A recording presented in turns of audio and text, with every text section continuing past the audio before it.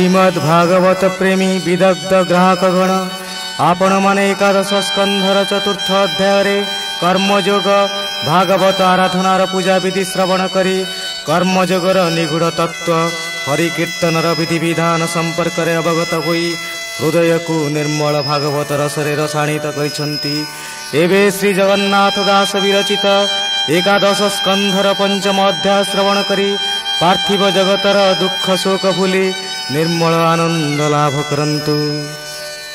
एकादश स्कंध पंचम अध्याय विदेह उवाच एमंते कर्म जोग शुणी राजा बोलई मने गुणी निर्गुण निरंजन हरि धरणी तले देह धरी जे कर्म करे त्रिभुवने जे अवतार जेउ स्थाने से कथा कह तपोधन संतोष नुहे मोर मन हेमंत राजा साधु कथा शुणी द्रुमिल शुद्ध चेता रोम पुलक करी तनु अश्रुगलई नयनु रोम पुलक करी तनु अश्रुगलई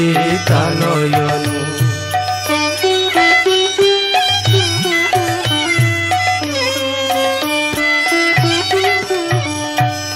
राजा कहिले हे मुनि श्रेष्ठ द्रुमिल से निर्गुण निरंजन हरि धराधाम अवतीर्ण होई की कार्य कले केउ केउ अवतार ग्रहण कले ताहा मोते बुझाई कहतु।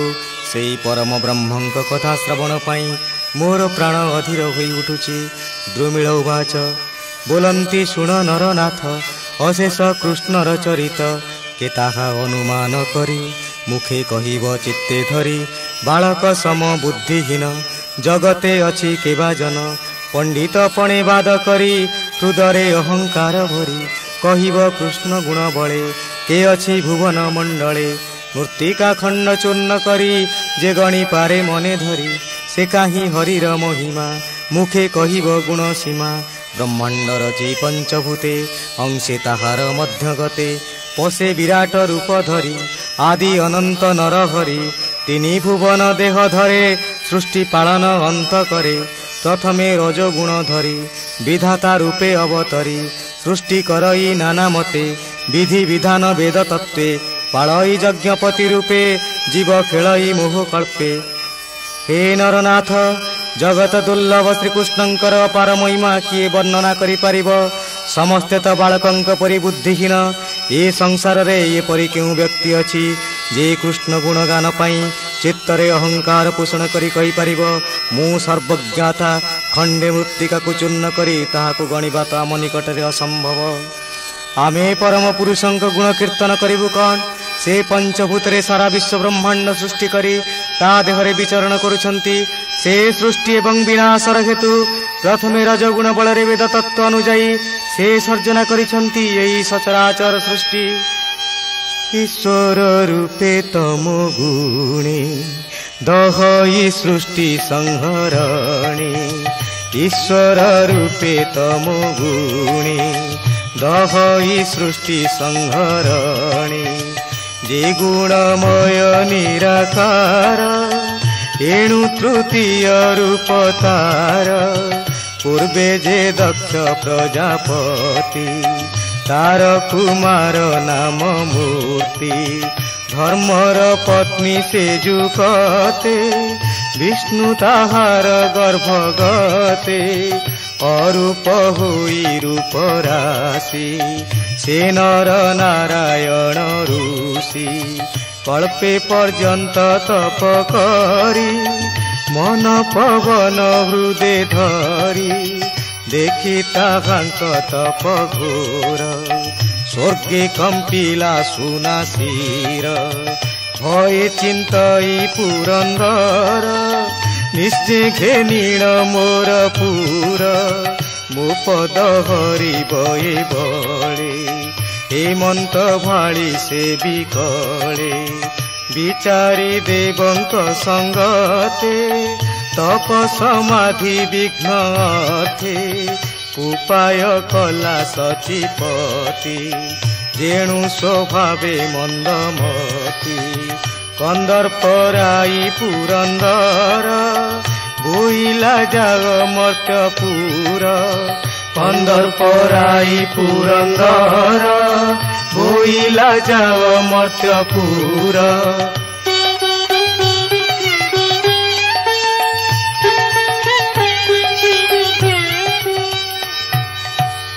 तम गुण रे सही निर्गुण निरंजन परं ब्रह्म सृष्टि संहार करि पारंती सत्व गुण ही तांकर निर्विकल्प गुण एई ब्रह्म राशि एकदा संसार रे नर नारायण ऋषि रूप रे अवतीर्ण होइथिले। से मन पवन को हृदय धारण करी एक कल्प पर्यंत तप साधन करिबारु देवराज इंद्र भाविले ऋषि नर नारायण स्वर्ग अधिकार करि जिवे। तेणु तांक तपभग्न उद्देश्य रे से कामदेव को आह्वान कले आदेश देले मर्त्य को गमन करिबा पई।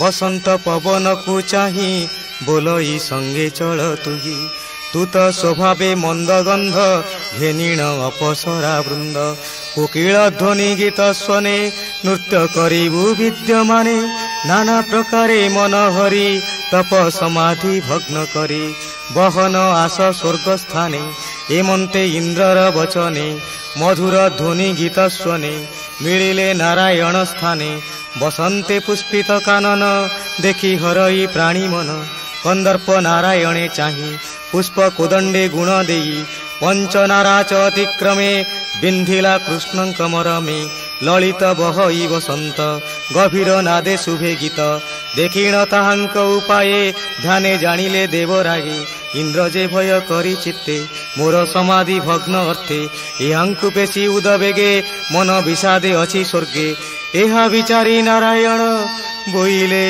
इंद्रगण सुण।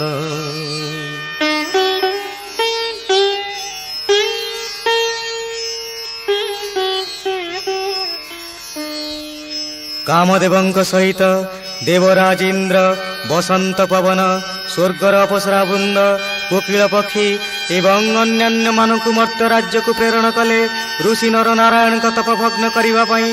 देवराज इंद्रंक निर्देश मते ऋषिंक तपस्थली रे बसंत पवन बहिला कोकिल गीत गाइला स्वर्ग अप्सरा माने नृत्य कले एवं कामदेव ऋषि नर नारायण को पुष्प कोदंड रे पंचवण विद्ध कले। तप बल रे समस्त जानी परिले प्रभु नर नारायण।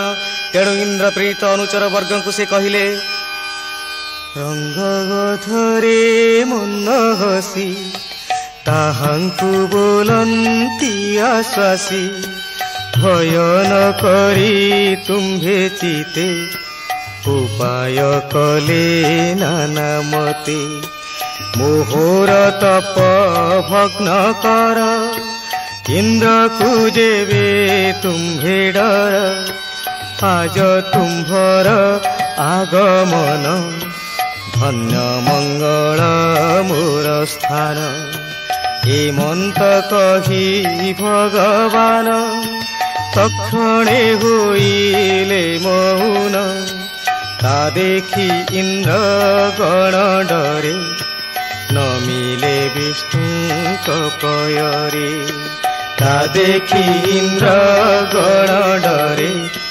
नमिले विष्णु कपयरे।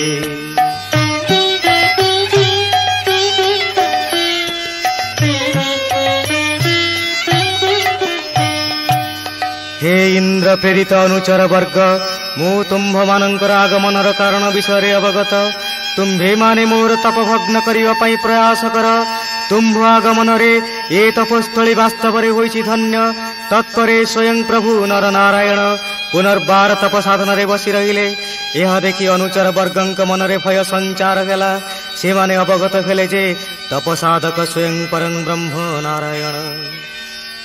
भये कंपन्ति मुख चाही बोलंती सुण भावग्राही ए जे विचित्र कथा तोर तू धर्म प्रभु निराकार निर्गुण निर्विकार देही प्रकृति तोते न जानई तोहर अभय चरण सेवंती आत्मज्ञानी गण जोगिंक हृदय कमले तोहर आसन निश्चले तोर चरणे जे सेवन्ति देवे ताहाकु विघ्न चिंती बोलंती तपयज्ञ त्यागी ए जे होइब मुख्य भागी एणु डरंती देवगण करंती विघ्न आचरण जे अन्य देवता भजंती ताहाकु विघ्न न करंती समस्ते मिली अग्निकुंडे घृत समिध भक्षी तुंडे यज्ञ भोजने सुखे थांती ताहाकु दया से करंती।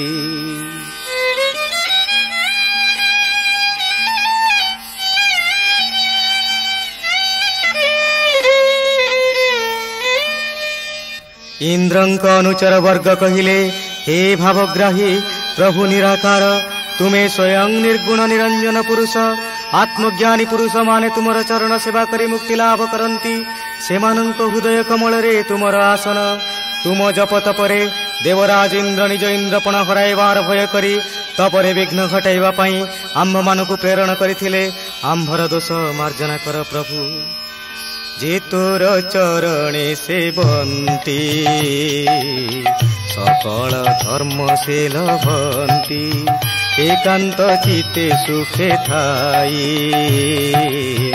अन्य देवंकु न गणई तेणु से देवे कूप भरे विघ्न आचरन्ति ताहारे जे तुम्भ चरणे किंकर ताहाकु तुम्भे दया कर विघ्नता कांक पादे नामे अन्य संसार जाई भ्रमे क्षुधा पिपासा शीत जर दुर्जय शोक भयंकर मदन लोभ आदि आम्भे थाउ निरते प्राणी संगे विघ्न आचरु शत्रुपणे जे धर्म करे अनुक्षणे आम्भर हिंसा एहि मत जे प्राणी तुम्भर भगत ताहांकु देखि आम्भे डरी से प्राणी भबु जान्ति तरी बाछुरी खोजे जल थिले ताहा जे सने लंघी भले जे घोर तप आचरन्ति ताहांकु आम्भे विघ्न चिंती कठोर तप करी नाश जे हुन्ति काम लोभे बस छाड़न्ति तप धर्म भये पड़न्ति विष्णु माया मोहे छाड़न्ति तप धर्म भये पड़न्ति विष्णु माया मोहे।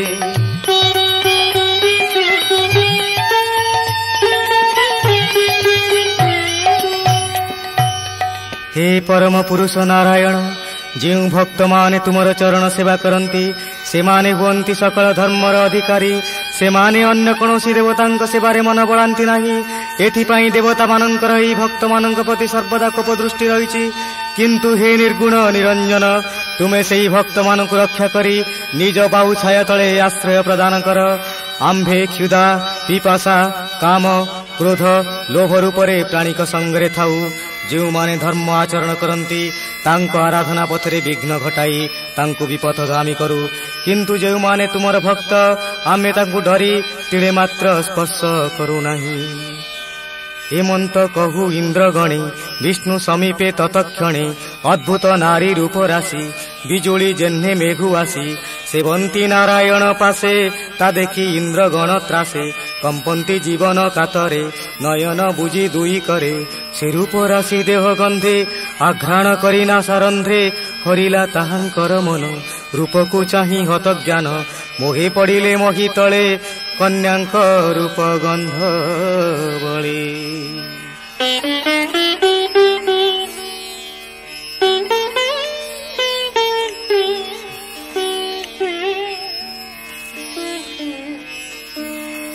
इंद्रंक अनुचर वर्ग स्वयं नारायण के परि कहूथिबा समय जलदमाल बिजुली आलोक नयन पथकु चकित कला परी एक अपरूपा दिव्य ज्योतिर्मयी सुंदरी आत्म प्रकाश करी प्रभु नारायण पद सेवा करने लगिला।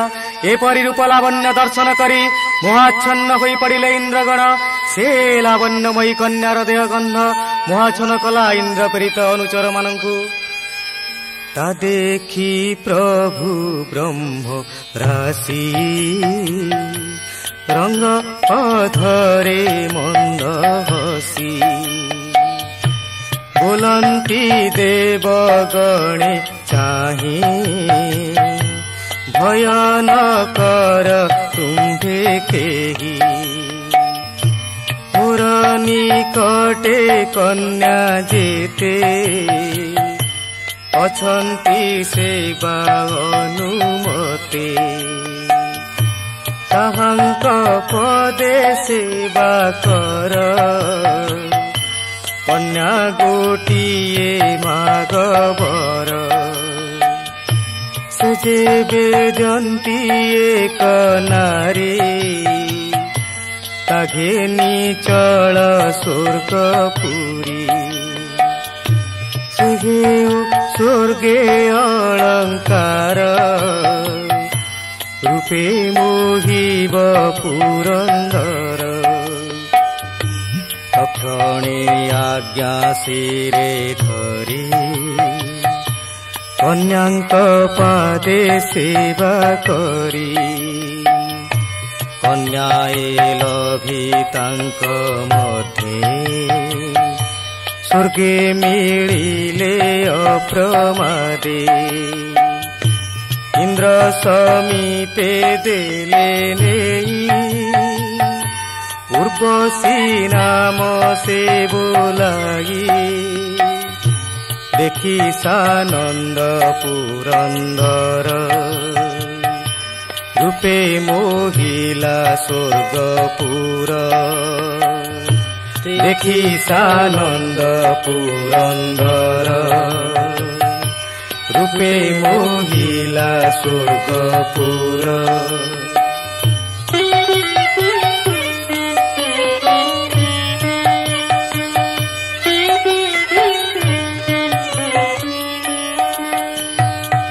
प्रभु ब्रह्मराशि स्मित हास्य प्रकाश करी कहिले हे देवगण तुम्हे माने भय कर नहीं मो निकटरे जो लावण्यमयी कन्या माने सेवारत से माने स्वर्गर अप्सरी मानंक ठारु शतगुणरे सौंदर्यमयी तुमे सेई कन्या मानंकर सेवा करी गोटिए कन्या भिक्षा माग से माने जदि सेवारे संतुष्ट होई ता दान करंती तेबे से कन्या को नहीं देवराज इंद्र को प्रदान कर से स्वर्गर सर्वश्रेष्ठ सुंदरी रूपे देवता मानंकर आनंद प्रदान करिव ब्रह्मराशिंकर एई निर्देश अनुसारे इंद्रगण कन्या मानंकर सेवा करी जनकु लाभ कले सेई कन्या जनक हेउछंती उर्वशी देवराज इंद्र उर्वशी को लाभ करी हेले आनंदित प्रणाम करी शचीनाथ कहिले सकल वृत्तांत इंद्र आनंद ताहा सुनी निश्चय जानिला चक्रपाणी विस्मय छाड़ी दंभ मने रहिला छाड़ी भय मने एबे हो सुन नरेश्वर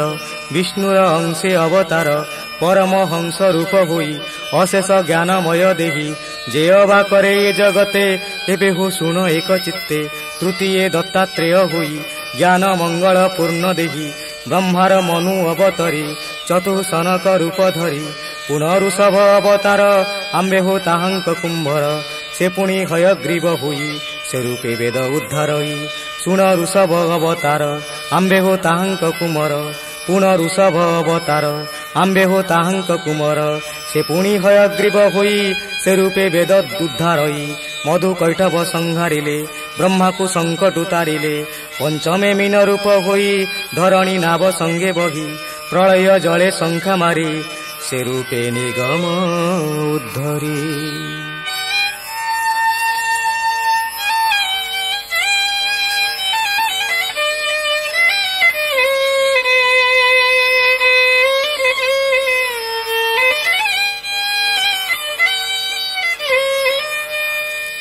अनुचर गण इंद्रंक निकटरे ऋषि नर नारायण कहानी वर्णना करबा क्षणी से जानिले जे निश्चय नर नारायण हेउचंती प्रभु चक्रपाणी तेणु तांक मनरु भय दूर होई गला पुणी मुनि कहिले हे राजन विष्णुंकर अशेष अवतार हंस रूपरे से जगतरे ज्ञान वितरण करुथिले तृतीय दत्तात्रेय चतुर्थ सनक पंचम ऋषभ होई से साधनार पथ को सुगम करिथिले एतद्व्यतीत से हयग्रीव रूपरे मधुकैटभ दत्त को विनाश करिछन्ति एवं प्रलय जलरे शंखासुर को मीन रूपरे वध करी निगम ग्रंथ वेद को उद्धार करिछन्ति।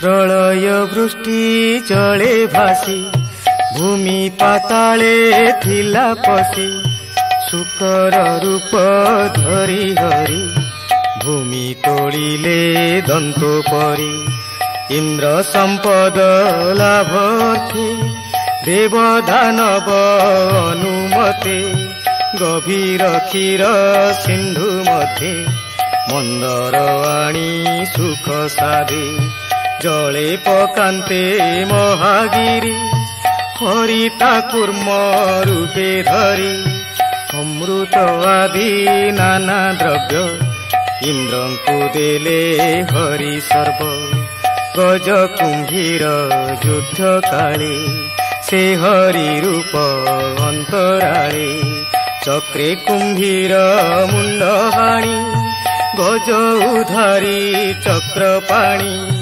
कश्यप ऋषि यज्ञ मेला रक्षा करिले सेही भोला नित्य चालंती वन दांडे काठ बहंती कांधे मुंडे दिने कघेनी एक डाले 60 सहस्र एक मेले बही आणंती बाहु बळे बुड़िले गोस्पद सलीले समस्ते होई एक मुख डाकंती नारायण रख देखिण ताहांक विकल दया सागर आदि मूल तक्षणे दिव्य रूप धरी विप्रंकु संकटु उद्धरी देव असुर युद्ध काले बासव निज भुज बळे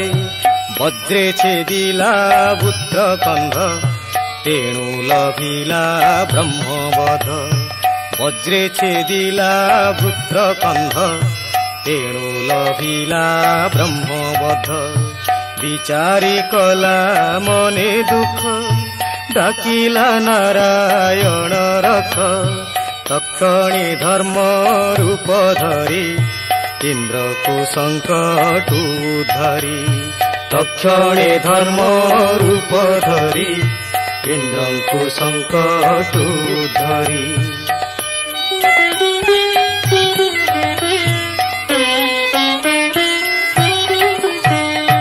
हे राजा प्रलय वृष्टि जलरे समग्र धराधाम प्लावित होगा बेले सेई परं ब्रह्म शुकर रूपरे निज दंत अग्रे धरणी को धारण करी रक्षा करिथिले एवं देवदानव माने सागर मंथन करिवा समय से कूर्म रूपरे अतल समुद्र रे रही निज पृष्ठ देशरे मंदर पर्वत को धारण करिथिले सेई परि गज कुंभीर द्वारा आक्रांत होई विकल रे डाक छाड़िबा समय से हरि रूपरे ताकू रक्षा करिथिले कश्यप ऋषिंक यज्ञ रक्षा एवं इंद्र को ब्रह्मबद्ध रूपक पातकरू उद्धार करिथिले से ही आदिमूल परं ब्रह्म नारायण भक्त उद्धार हेतु करी नृसिंहे हिरण्य संहारी दया सागर दामोदर दान घेनिले तिनिपुर अद्भुत बामन शरीरे मिलिले बलि यज्ञ द्वारे से रूपे मोहि तार मन दाने हरिले त्रिभुवन पादे ताहार शिर चापी पाताल पुरे नहीं स्थापी इंद्र मन कले शुभ सुखे से भुंजई दुर्लभ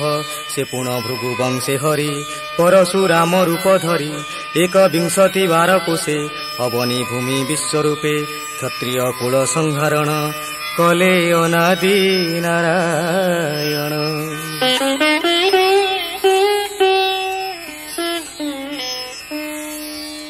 से ही जगतर रक्षाकारी परं ब्रह्म दामोदर नृसिंह रूपरे अत्याचारी दत्त हिरण्यकशिपु को विदारण करिथिले एवं वामन रूपरे दानवीर बलि को 3 पाद भूमि भिक्षा मागी स्वर्ग मर्त्य ग्रास करी पाताल को चापिले बलिंकु सेई परि भृगु वंशरे जात होई परशुराम नाम धरी बारंबार पृथ्वी को क्षत्रियहीन कले रावण राम रूपे मारी संकटु जानकी उद्धरी धरणी मध्ये जस थुई प्राणी तरई ताहा गाई पुणी अनंत अवतारे फल मूषल धरी करे घोर दानव दर्प हरि मुखे स्थापिले वसुंधरी घोर दानव दर्प हरि सुखे स्थापिले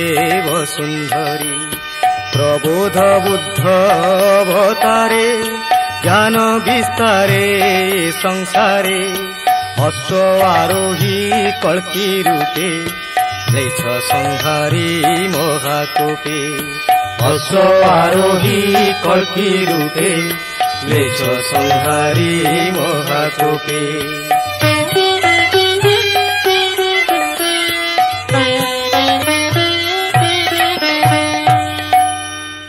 से नारायण राम अवतार अत्याचारी रावण को निधन कले एवं अनंत हलधर रूपरे हल मूषल धारण करी दानव कूल को विनाश कले सेहीपरि बुद्धावतार संसार रे निर्वाणर पथ प्रदर्शन करी ज्ञान वितरण कले एवं कल्की रूपरे कले म्लेच्छ संहारण हेमंते नाना रूप धरी से हरि जगते बिहरे केतार गुण कर्म मुखे संख्या करीब सत कल्पे एयबा कहिब संक्षेपे भूरा जाताहार समीपे नारद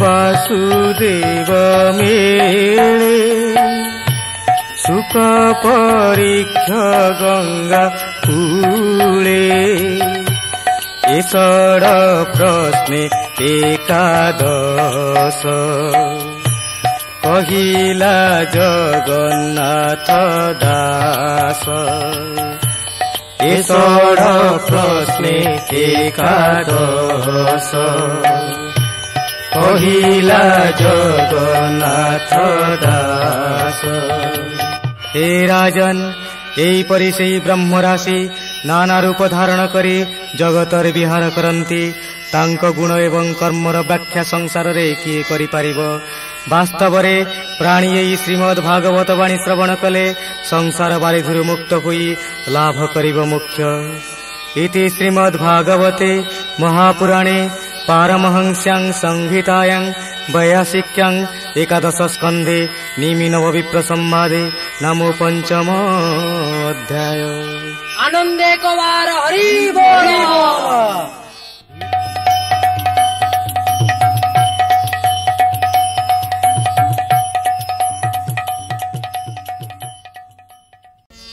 श्रीमद् भागवत एकादश स्कंध षष्ठ अध्याय।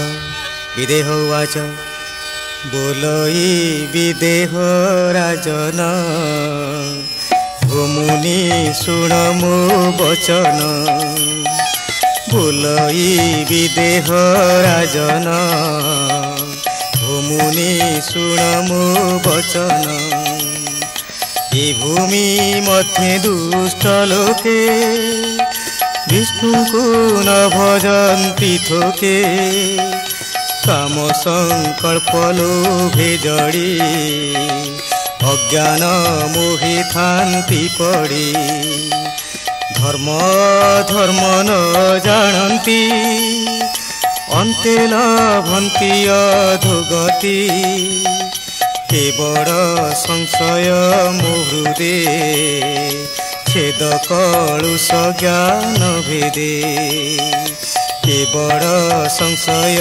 मुहृदे छेद कलुष ज्ञान भेदे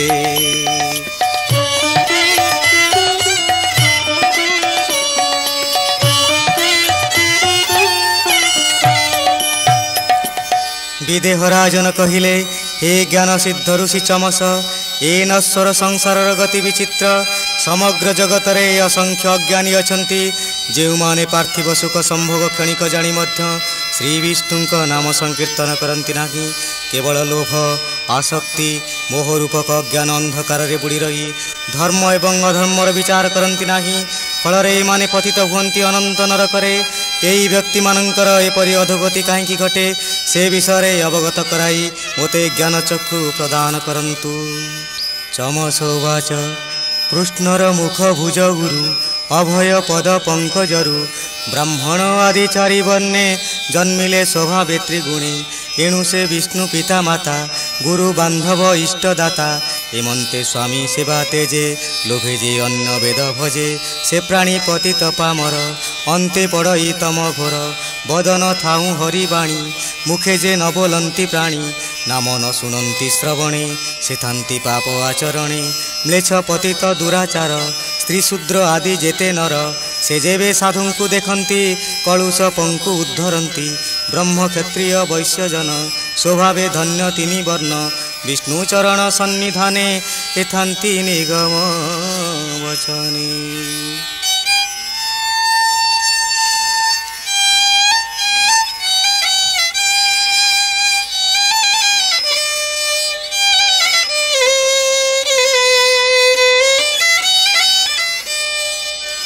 हे विदेह राजन परम विष्णुଙ୍କ ଶ୍ରୀମୁଖ ଭୁଜଦଣ୍ଡ ସୁଠାମ ଉରୁ ଏବଂ ଅଭୟ ପଦ ପଙ୍କଜରୁ ବ୍ରାହ୍ମଣ କ୍ଷତ୍ରିୟ ବୈଶ୍ୟ ଶୂଦ୍ର ଇତ୍ୟାଦି ଚାରି ବର୍ଣ୍ଣର ସୃଷ୍ଟି। ତେଣୁ ସେ ପରମ ବିଷ୍ଣୁ ହେଉଛନ୍ତି ଚାରି ବର୍ଣ୍ଣର ପିତାମାତା ସଦୃଶ। ଏହି ପିତାମାତା ରୂପୀ ବିଷ୍ଣୁଙ୍କୁ ତ୍ୟାଗ କରି ଯେଉଁ ବ୍ୟକ୍ତି ଅନ୍ୟକୁ ପୂଜା କରେ ସେ ଜଗତରେ ମାୟା ମୋହର ଅନ୍ଧକାରରେ ପଡ଼ି ନରକ ଯନ୍ତ୍ରଣା ଭୋଗ କରିବା ସ୍ୱାଭାବିକ। ମୁଖ ଥାଇ ହରି ଭଜନ ନ କରିବା, ଶ୍ରବଣ ଶକ୍ତି ଥାଇ ହରି କୀର୍ତ୍ତନ ଶ୍ରବଣ ନ କରିବା ମ୍ଲେଚ୍ଛ ଏବଂ ଦୁରାଚାରୀର କାର୍ଯ୍ୟ ସହିତ ସମାନ। ବ୍ରାହ୍ମଣ ବେଦ ବିଦ୍ୟା ବଳେ କୁଳ ସମ୍ପଦ ଧନ ଛଳେ। ମଜଇ କରି ଅହଙ୍କାର କନ୍ଧେ ବହଇ ବେଦ ଭାର। ଧର୍ମ ଅଧର୍ମ ମାର୍ଗ କହି आत्मा को पंडित बोलाई। सभार मध्य चाटू कही हसी हसाई मन मोही। स्वभावेर जो गुण दांडे संकल्प करी कर्म कांडे। धन तनय सुख आसे शरीर अंते स्वर्ग वासे। अल्प कार्ये क्रोध बही काल भुजंग प्राय होई। स्वभावे काम क्रोध बळे नित्य साधु संगे मिले। एणु ए विप्र आदि वर्णे पापी दंभिक अभिमाने। विष्णु जनंकु देखि पासे निंदा करंती उपहासे। विष्णु जनंकु देखि पासे निंदा करंती उपहासे।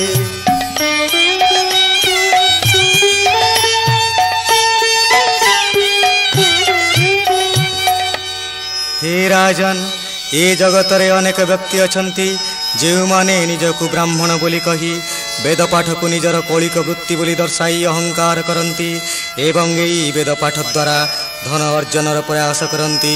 एमाने सभा मध्य चाटु वचन रे उपस्थित सज्जन मंडली को आनंदित करिवार यत्न करंती। एमानंकु तुम्हे गोटी गोटी करी चिन्हि रख। धन संपद स्त्री तनय लाभ रूपक कर्मकांड पाई एमाने आकृष्ट करंती समस्तंकु। किंतु परिशेष रे एई प्राप्तिर आशा मोह विजड़ित करी मनुष्य को नरकगामी करे। तेणु जो माने विष्णु भक्त से माने निष्काम भक्तिर उपासक होइथिबारु अभिमानी विप्र माने तांकु निंदा करिवा पई आगभर होई उठंती। हसी बोलई हास्यवाणी निकटे कृष्ण कथा सुनी। गृहे गृहिणी संग संगे चित्त बुड़ई काम भोगे। गृहे गृहिणी अंग संगे चित्त बुड़ई काम भोगे। যুগে আশা বন্ধনে ধন সঞ্চে মায়া সংকল্পে দিন বঞ্চে পিণ্ড পরাণ তৃষা মাত্রে পশু হিংসাই হিংসা শাস্ত্রে বেদ উদ্দেশ্যে জন্তু মারি পূজই নানা যজ্ঞ করি দান দক্ষিণা বিধিহীনে কুকর্ম করই অজ্ঞানে পশু মারণে পাপ যেতে দেখি ন দেখই অগ্রতে সম্পদে বঢ়ে অভিমান ঐশ্বর্য মদিরারে মগ্ন বিদ্যা পঠন দান বলে সম্পদ দেখই নিশ্চলে সম্পদ মদে অন্ধ হই সাধু অসাধু নগণই বিষ্ণু বৈষ্ণব জন চাহি নিন্দা করই গর্ব বহি এভাবে সর্ব নাশ করে নরকে পড়ই নির্ভরে এভাবে সর্ব নাশ করে নরকে পড়ই নির্ভরে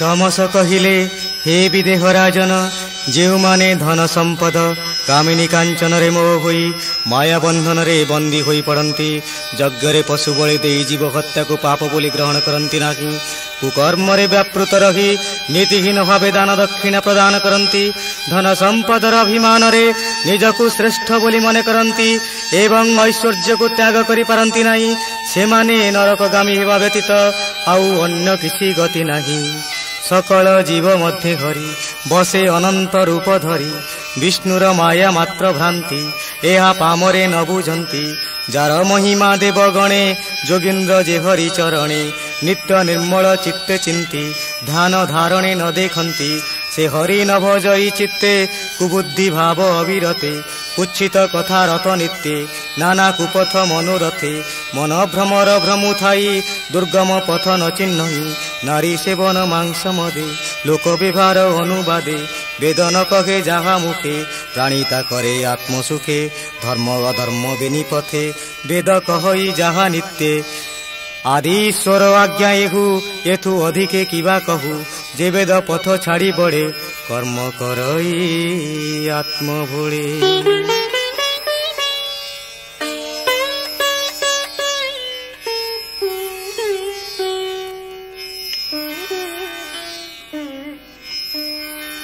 मुनि कहिले हे विदेह राजन से विश्वमय परम पुरुष श्रीहरि सकल घटरे विद्यमान किंतु तांक माया बलरे जीव निज पिंडरे अधिष्ठित हरिंकु चिन्हि पारे नाही फलतः कुबुद्धिरे कुच्छित आचरण करे भोग विलास मध्यरे जीवन बिताइबाकु इच्छा प्रकाश करे सेतबळे तार मति भ्रम घटे धर्म अधर्मर पथ निरूपण करि पारे नाही आत्मस्वार्थरे मज्जी रही भूली जाए परम पथकु विभास जोगे अनुबंधे नारी सेवई काम गंधे বিভা সংযোগে অনুবন্ধে নারী সে বই কামগন্ধে ছাড়ি ন পারি হীন চিত্তে সে বই মদ মাংস নিতে পশু মারই যজ্ঞ লক্ষে সে বেদ বিধি পিতৃপক্ষে ଏବେ ନିବେଦ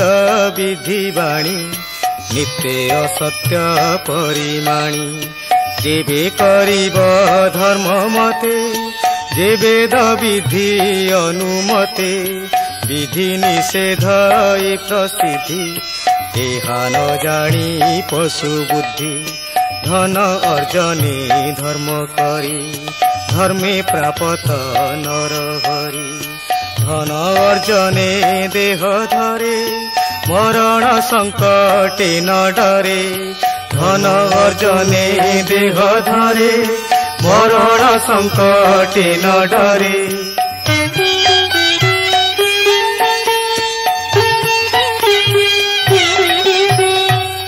কেবଳ କାମ ପ୍ରବୃତ୍ତିର ଚରିତାର୍ଥ ପାଇଁ ସୌନ୍ଦର୍ଯ୍ୟମୟୀ ନାରୀମାନଙ୍କର ପରିଚର୍ଯ୍ୟା କରିବା ମୂର୍ଖତା ବିବାହର ପବିତ୍ରତା ରକ୍ଷା ଲାଗି ସଂସାରର ଧର୍ମ ରକ୍ଷା ସହିତ ନାରୀମାନଙ୍କ ସହିତ ସମ୍ପର୍କ ପ୍ରତିଷ୍ଠା କର। ହେ ରାଜନ, ସେହିପରି ମଦ ମାଂସରେ ଆଶାୟୀ ବ୍ୟକ୍ତି ଅନେକ ସମୟରେ ବେଦର ଦ୍ୱାହି ଦେଇ ଯଜ୍ଞରେ ପଶୁ ବଳି ପ୍ରଦାନ କରେ, କିନ୍ତୁ ବୈଦିକ ଗ୍ରନ୍ଥରେ ଧର୍ମ ଓ ଅଧର୍ମର ପଥ ନିର୍ଦ୍ଦିଷ୍ଟ। ଜୀବ ସେ କଥାର ବିଚାର କରି ଅଧର୍ମର ପଥ ତ୍ୟାଗ ପୂର୍ବକ ଧର୍ମ ପଥରେ ପରିଚାଳିତ ହେବା ହିଁ ବିଜ୍ଞତାର ପରିଚୟ ପ୍ରଦାନ କରେ। ହେ ରାଜନ, ଅନେକ ପଶୁ ବୁଦ୍ଧିର ଲୋକ ଅଧିକ ଧନ ଅର୍ଜନ ହେଲେ ଧର୍ମ କରିବାର ପଥ ସୁଗମ ହୋଇପାରେ ବୋଲି ଭାବନ୍ତି ଏବଂ ଏହି ଧର୍ମ ଦ୍ୱାରା ପ୍ରଭୁ ଶ୍ରୀହରି ପ୍ରାପ୍ତ ହୁଅନ୍ତି ବୋଲି ଚିନ୍ତା କରନ୍ତି। ଏମାନେ ଏହି ଧନ ସମ୍ପଦରେ ମତ୍ତ ହୋଇ ମରଣ ରୂପକ ସଙ୍କଟକୁ ଭୟ କରନ୍ତି ନାହିଁ। ଯଦ୍ୟପି ଯଜ୍ଞର ବିଧାନ ମାଂସ ଭକ୍ଷଣ ସୁରାପାନ, ତଥାପି ସୁରା ବେଦ ମତେ ଆଘ୍ରାଣ କରି ନାଶାଗ୍ରତେ କେବେ ହେ ନ କରିବ ପାନ, ଏ ବିଧି ବେଦର ବିଧାନ। କେବଳ ଯଜ୍ଞେ ପଶୁବଧ ଅନ୍ୟତ୍ର ବଧଟି ପ୍ରମାଦ। ହେ ରାଜନ, ବେଦମତେ ଯଜ୍ଞର ବିଧାନରେ ସୁରାପାନ ଓ ମାଂସ ଭକ୍ଷଣ ଥିଲେ ମଧ୍ୟ ତାହା କରିବା ଅନୁଚିତ। କେବଳ ସୁରାକୁ ନାଶାଗ୍ରରେ ଆଘ୍ରାଣ କରିବା ଉଚିତ। ଅବଶ୍ୟ ବେଦମତରେ ପଶୁବଧ ସ୍ୱୀକୃତ, କିନ୍ତୁ ଅନ୍ୟ ସମୟରେ ପଶୁବଧ ଏକ ଜଘନ୍ୟ ପାପ କାର୍ଯ୍ୟ। ନାରୀ ସଙ୍ଗମ ଋତୁ ମତେ କେବଳ ପୁତ୍ର ଜନ୍ମ ଅର୍ଥେ, ଅନ୍ୟଥା ରତି ସୁଖ ମତେ ପ୍ରସଙ୍ଗ ନ କର ଏକାନ୍ତେ।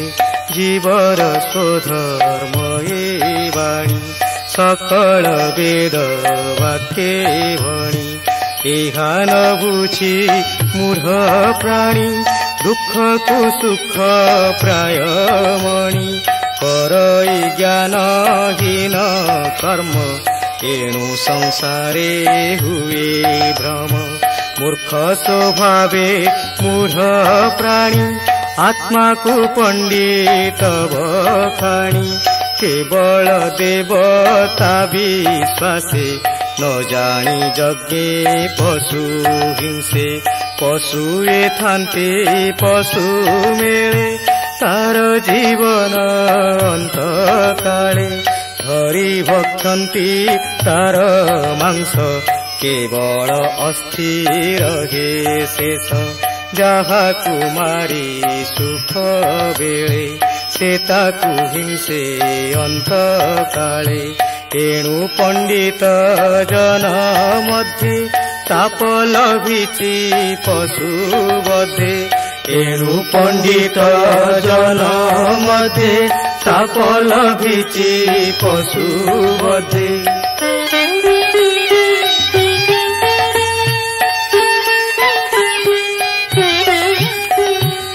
ହେ ରାଜନ, ନାରୀମାନଙ୍କ ସହିତ ରତି କ୍ରୀଡ଼ା କରିବା ସଂସାରର ନୀତି, କିନ୍ତୁ କେବଳ ପୁତ୍ର ପ୍ରାପ୍ତି ଆଶାରେ ଏହା କରାଯାଇପାରେ। ସୁଖ ସମ୍ଭୋଗ ପାଇଁ ନାରୀ ସଙ୍ଗମ ସମ୍ପୂର୍ଣ୍ଣ ପରିତ୍ୟଜ୍ୟ। ଏହି ସମ୍ଭୋଗର କ୍ଷଣିକ ସୁଖ ଦୁଃଖର କାରଣ ହୋଇ ଜୀବ ସମ୍ମୁଖରେ ଦଣ୍ଡାୟମାନ ହୁଏ, କିନ୍ତୁ ମୂଢ଼ ପ୍ରାଣୀ ତାହା ଜାଣି ନ ପାରି ସର୍ବଦା ଜ୍ଞାନହୀନ କାର୍ଯ୍ୟରେ ଲିପ୍ତ ରହି ଭାବେ ମୁଁ ସକଳ ଶାସ୍ତ୍ରରେ ପଣ୍ଡିତ। ସକଳ ଜୀବେ ନରହରି ବସଇ ଆତ୍ମା ରୂପ ଧରି, ସମେ ବସଇ ସର୍ବଦେହେ ମୂଢ଼ ନ ଜାଣେ ମାୟା ମୋହେ ସ୍ୱଭାବେ ମୃତ୍ୟୁ କଳେବର ଦେହକୁ ବୋଲାଇ ମୋହର ସୁଖାନୁଭବେ ଜୀବ ମାରେ କେବଳ ବିଷ୍ଣୁ ଦ୍ରୋହ କରେ ଦୁଷ୍ଟ ପତିତ ବୋଲି ତାରେ ପଡ଼େ ନରକ ଅନ୍ଧକାରେ ପଣ୍ଡିତ ଗଣେ ବାଦ ଚିନ୍ତି ଦମ୍ଭେ ନ ବୁଝେ ମୋକ୍ଷ ଗତି ବଞ୍ଚିତ ହୁଏ ବିଷ୍ଣୁ ନାମ ସଞ୍ଚୟୀ ଧର୍ମ ଅର୍ଥ କାମ କରଇ ନାନା କର୍ମ ନିତ୍ୟେ ତିଳେ ନ ରହେ ସ୍ଥିର ଚିତ୍ତେ କର୍ମେ ହରଇ ପ୍ରାଣୀ ପ୍ରାଣ ତାହାର କାହିଁ ପରିତ୍ରାଣ ଚିତେ ନ ବଏ ଦୟା ଶାନ୍ତି ତାହାକୁ ବୋଲି ଆତ୍ମଘାତୀ ପାଷାଣ୍ଡ ଭାବେ ଅନୁମାନୀ ଆତ୍ମାକୁ ବୋଲି ତତ୍ତ୍ୱଜ୍ଞାନୀ ମନ କଳ୍ପଇ ଯେତେ ଫଳେ ଦୈବ ଘରେ ତାହା ବଳେ ବଞ୍ଚିତ ହିଅ ତାର ଲୋକେ ନିତ୍ୟ ବଞ୍ଚଇ ମହା ଦୁଃଖେ।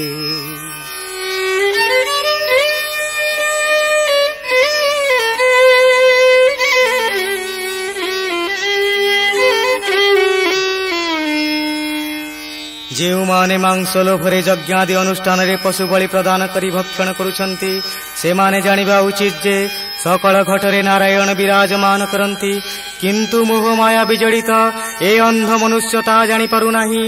ଏ ନଶ୍ୱର ଶରୀର ଧାରଣ କରି ଯେଉଁ ବ୍ୟକ୍ତିମାନେ ମୋହର ମୋହର କହି ସୁଖ ଅନ୍ୱେଷଣ କରନ୍ତି ସେମାନେ ପରିଶେଷରେ ଅନନ୍ତ ନରକର ଅନ୍ଧକାର ମଧ୍ୟରେ ପତିତ ହେବା ନିଶ୍ଚିତ।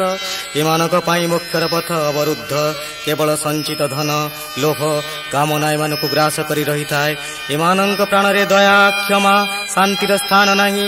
ନିଜକୁ ତତ୍ତ୍ୱଜ୍ଞାନୀ ମନେ କରି ଏମାନେ ଯେଉଁ ସୁଖର ଇନ୍ଦ୍ରଜାଲ ରଚନା କରିବାକୁ ପ୍ରୟାସ କରନ୍ତି ତାହା କ୍ଷଣକ ମାତ୍ରକେ ହରଣ କରନ୍ତି ସେହି ପରମ ପୁରୁଷ ଶ୍ରୀହରି। ଦୁଃଖେ ସଞ୍ଚିତ ଦାରା ସୁତ ଧନ ସମ୍ପଦ ପଶୁ ଭୃତ୍ୟ ଏ ସର୍ବ ଛାଡ଼ି ଅନ୍ତକାଳେ ଚଳଇ ନିଜ ପାପ ଫଳେ ନରକେ ପଡ଼ି ଦୁଃଖ ପୁଞ୍ଜେ ଯମ ଯାତନା ଘୋର ପୁଞ୍ଜେ ହରି ବିମୁଖ ଯେହୁ ପ୍ରାଣୀ ନତରେ ଭବ ତରଙ୍ଗିଣୀ। ହେମନ୍ତ ମୁନି ବାକ୍ୟ ଶୁଣି ରାଜା ବୋଇଲେ ମନେ ଗୁଣି।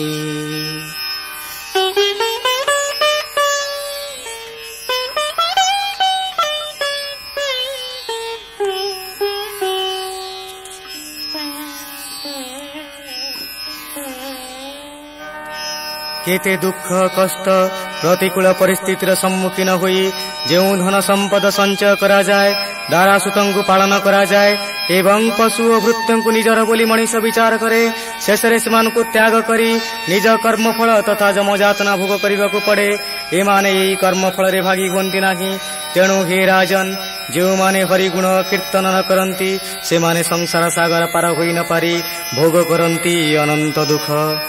ରାଜବାଚ ଭୂମୁନି ପ୍ରଭୁ ଭଗବାନ ଯୁଗାନୁସାରେ ବହେ ନାମ ବର୍ଣ୍ଣ ହି ଯୁଗ ଅନୁସାରେ ଭକତ ଭଜନ ପ୍ରକାରେ ଜୀବନ ଯୁগে କେଉଁ ରୂପେ শরীর বহি মায়া কল্পে জীব উদ্ধরে চক্র পাণি কর ভাজন বলে শুনি জীব উদ্ধরে চক্র পাণি কর ভাজন বলে শুনি।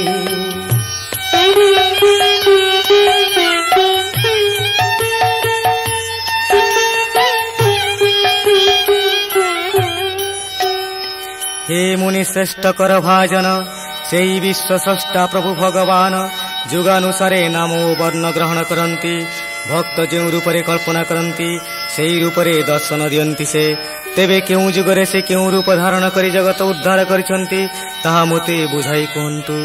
कर भाजन उवाच बुलई शुण नरनाथ अशेष कृष्णर चरित कଳି कलुष संहारण जे करे श्रवण कीर्तन जे रूप बहे से स्वभावे क्षेत्रा द्वापर कଳି जुगे जे रूप बहे से स्वभावे त्रेता द्वापर कଳି जुगे इच्छानुसारे अवतारे स्वभावे नाना रूप धरे विधि विधान नाना मते से रूप पूजन्ति जगते যে যুগে যে বা অবতার, যে বর্ণ নাম দামোদর, সুখে বিহরে নর লোকে, শুণ কহিবা একে একে।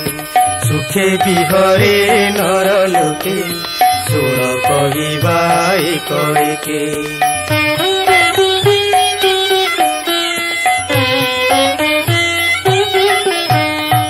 हे राजन, परम पुरुष श्रीकृष्णଙ୍କ महिमा वर्णनीय।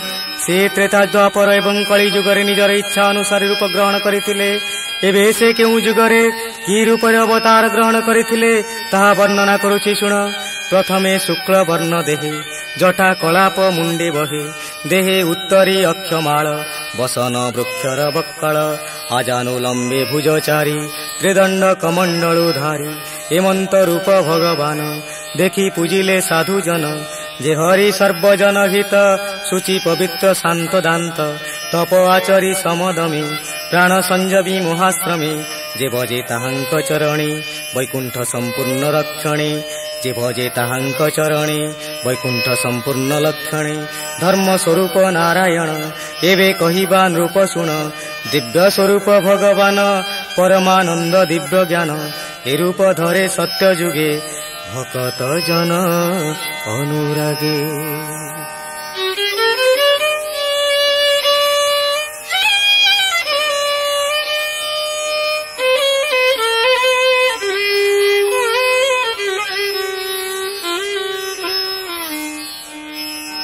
हे राजन, प्रथमे सत्य जुगरे प्रभु नारायण शुक्ल वर्ण धारण करी, मुंडरे जटाभार मंडित होई, वृक्षर बक्ल एवं उत्तरीय परिधान करी, कंठरे अक्षमाळ पकाई आविर्भूत होइथिले। तांक आजानुलंबित चतुर्भुज संत मानक हृदय भक्ति रसर अबारित मंदाकिनी छुटाई देउथिला। से हस्तरे धारण करिथिले कमंडलु, प्राणरे संयम आचरण करी, जो व्यक्ति एई दिव्य पुरुषंक चरण पंकजरे लय लगाए, तार वैकुंठ प्राप्ति सुनिश्चित। सुनीत वर्ण त्रेता जुगे, विष्णु संभूत भूमि भागे, सुंदर चतुर्भुज धरे, सुवर्ण वर्ण केश शिरे, पवित्र मेखला उतरी, सुंदर सुबसुच धरी, यज्ञमूर्ति दामोदर, सर्वदेवता कलेवर, अशेष भुवन ईश्वर, अज्ञानी जने अगोचर, से रूप देखी विप्रगणे, निगम पथ आचरणे, यज्ञे पूजिले भगवान, से यज्ञ विधिर विधान, से विष्णु यज्ञे कुस्मि गर्भ, स्वभावे नाम सर्वदेव, सेथिरु क्रम वृषकपि, एमंत नाम नित्य जपि, सेथिरु क्रम वृषकपि, एमंत नाम नित्य जपि।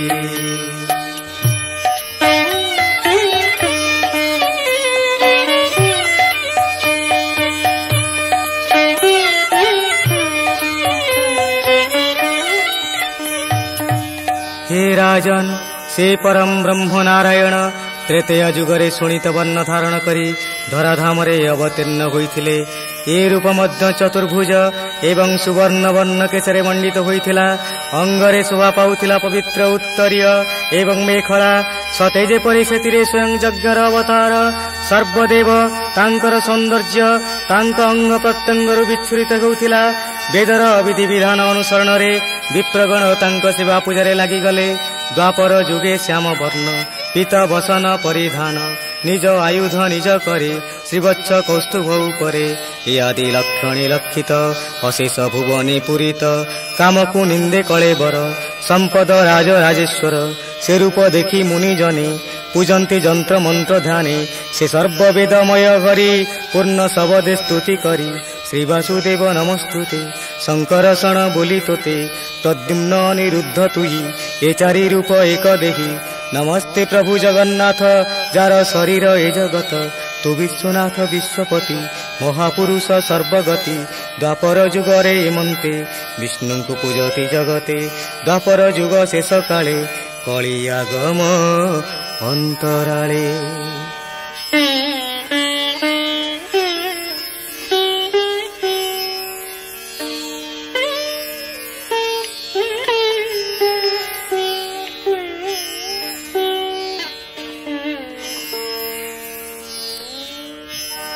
ଦ୍ୱାପର ଯୁଗରେ ସେ ଥିଲେ ପୀତବସନ ଧାରୀ ଶ୍ୟାମ ବର୍ଣ୍ଣ, କଣ୍ଠରେ କୌସ୍ତୁଭ ଏବଂ ବକ୍ଷରେ ଶ୍ରୀବତ୍ସ ପଦ ଚିହ୍ନ ଶୋଭା ପାଉଥିଲା। ସେ ଥିଲେ ସୌନ୍ଦର୍ଯ୍ୟର ପରିପୂର୍ଣ୍ଣ ଆଧାର। କୋଟି କନ୍ଦର୍ପଙ୍କ ରୂପ ଜିଣି ତାଙ୍କ କଳେବର ସୁଶୋଭିତ ହୋଇ ଉଠିଥିଲା। ଏହି ରୂପ ଦର୍ଶନ କରି ଜ୍ଞାନୀ ଜନମାନେ ଯନ୍ତ୍ରମନ୍ତ୍ରରେ ତାଙ୍କ ପୂଜା ଆରାଧନା କରି ସନ୍ତୋଷ ଲାଭ କରୁଥିଲେ। ସେ ଥିଲେ ବେଦମୟ ପରମ ବ୍ରହ୍ମ ପୁରୁଷ ବସୁଦେବ, ସଂକର୍ଷଣ, ପ୍ରଦ୍ୟୁମ୍ନ, ଅନିରୁଦ୍ଧ ଇତ୍ୟାଦି ତାଙ୍କର ଅଂଶ ବିଶେଷ। ସେ ଜଗତର ନାଥ ଜଗନ୍ନାଥ ବିଶ୍ୱପତି ମହାପୁରୁଷ। ଏହି ଦ୍ୱାପର ଯୁଗର ଶେଷରେ ଆଗମନ କଲା କଳିଯୁଗ। ଭୀମେଶାପି ରଣେ ଭଙ୍ଗୋ ମୁନିରପି ମତି ଭ୍ରମ, ଯଦି ଶୁଦ୍ଧମ୍ ଅଶୁଦ୍ଧମ୍ ବା ମମ ଦୋଷ ନ ବିଦ୍ୟତେ।